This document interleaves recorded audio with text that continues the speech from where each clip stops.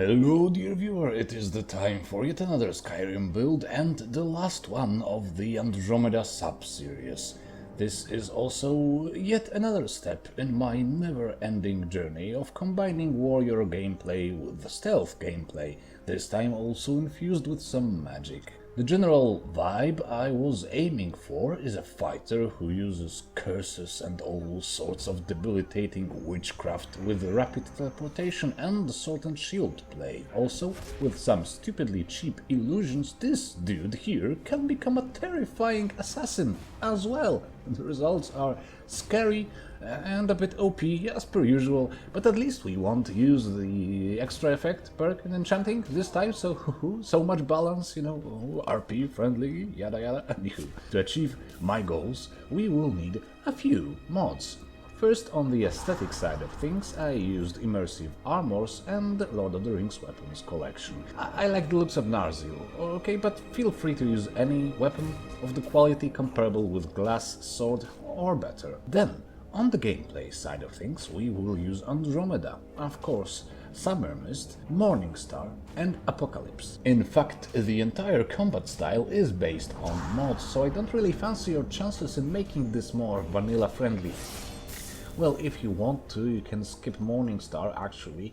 It just makes Dark Elves better fighters as their health goes lower and lower below 50%, so it adds a little bit of a cool twist to the warrior aspect of the build. The attributes ratio looks like this. Some tweaks to this spread can be done early in the game.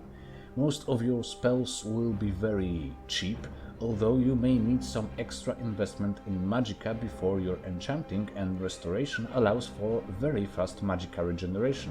So go 50-50 magicka to health for first 10 levels and then switch to 1 point of magicka per 3 points of health per 2 points of stamina. Magicka will be important because of our standing stone, which is the Serpent Stone. It will make you a much better assassin even with just a sword and not the dagger, as long as you have some magicka remaining. Unfortunately, sneaking itself will drain your magicka. You might think that this should force you to build up some very high magicka value, but well, kind of, not really. As mentioned, the spells we will use here are very cheap. And then you will be a great fighter, so switching to open combat when out of magicka will be a pleasure, not a chore.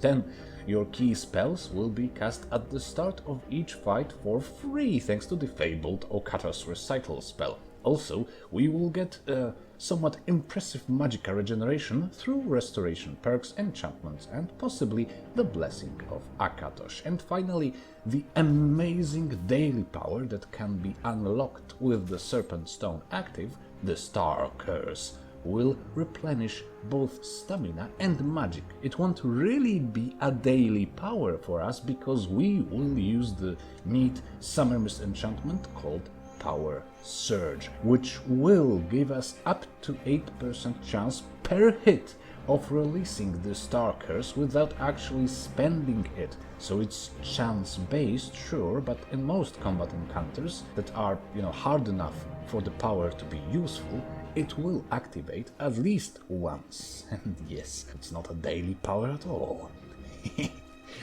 This enchantment is really a build-making machine. I feel like I will be playing with it a lot.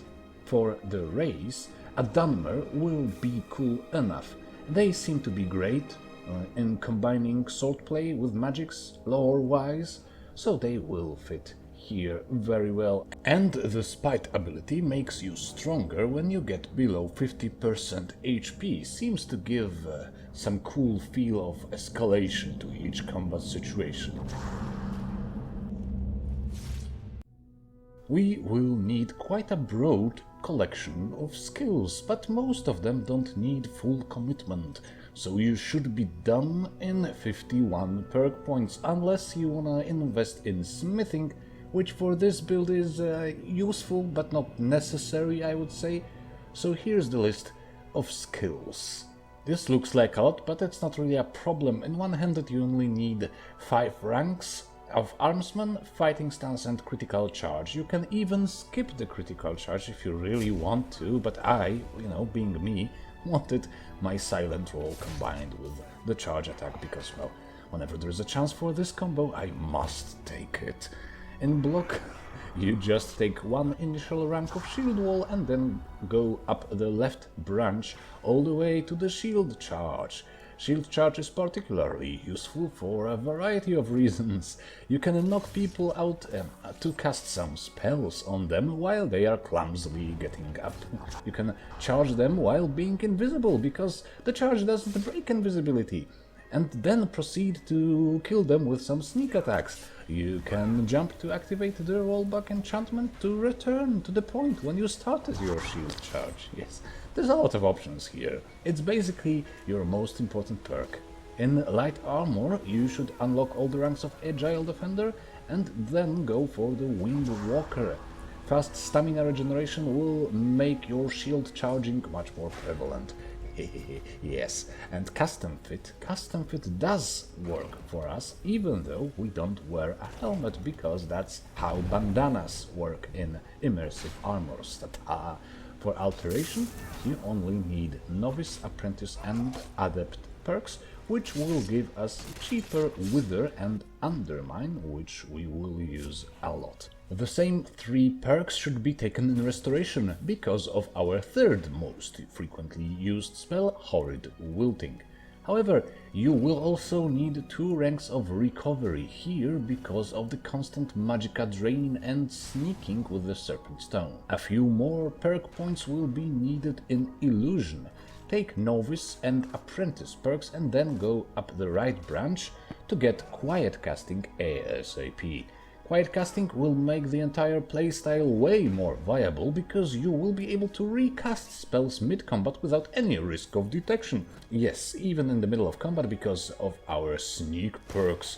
You will need all ranks of Stealth there, the Backstab perk, and everything to the left up to the Silence perk. Silence is particularly useful and crucial for this one, with Muffled Movement and Muffle Spell, which will be cast on you at the start of each combat.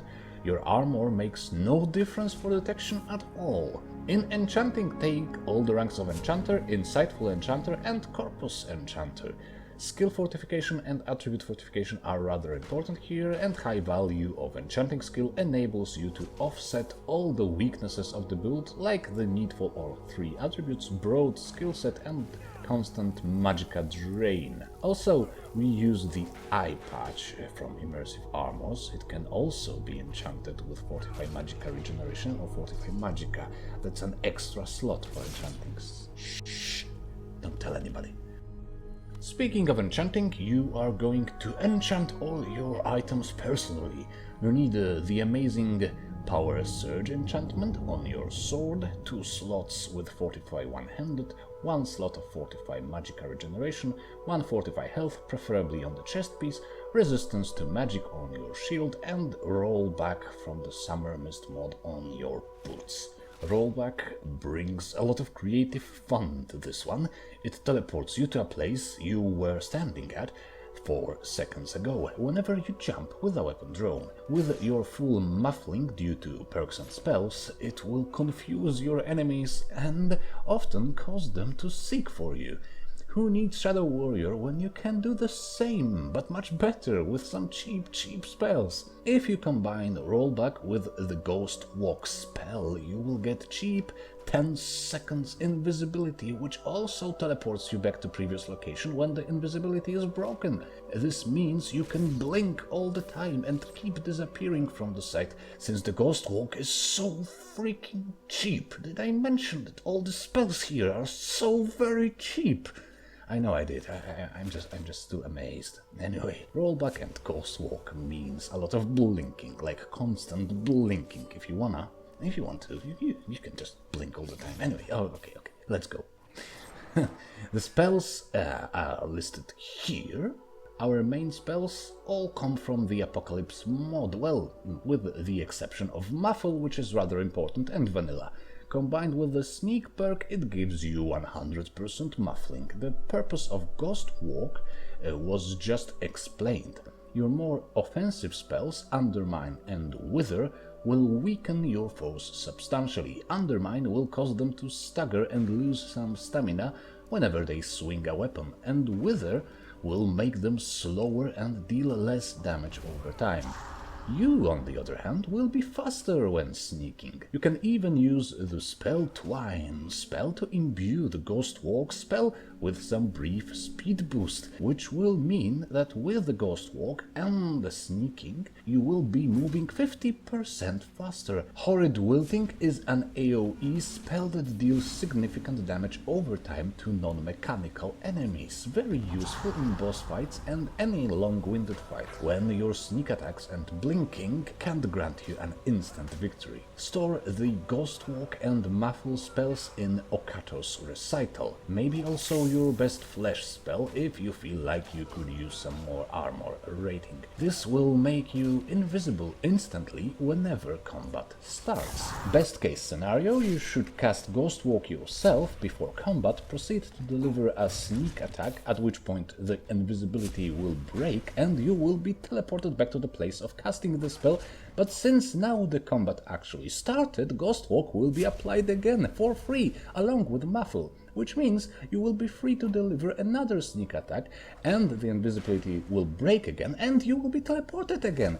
If there are still some baddies to deal with, you can immediately jump back to them with a rollback and start your shield charging and slashing and spellcasting and distraction. Awesome. You may also have some use for the Slow Time Shout. In Slow Time mode, you can cast the Shared Trauma Illusion spell, for example, on 2 enemies, so one of them will take all the damage you deal to another one for 10 seconds. Looks cool and speeds up combat with many weaker foes. You could alternate between the Blessing of Akatosh, which will increase your magica regeneration, and the Blessing of Azura, which could be combined with the Agent of Mara to build up some decent magic resistance. Mages are kind of troublesome for this one, but with this set of powers and the elemental protection perk, you will become a bit of a mage slayer, especially when the Star Curse also activates with your ungodly weapon. And here it is. Gosh, to think that I expected him to be one of my less spectacular builds, but he turned out to be all, you know, pew pew pew, shoosh, ping ping ping dong, come bam, you know, shield charging, weakening your enemies, backstabbing and blinking. It all goes very well together, very, very, very tasty.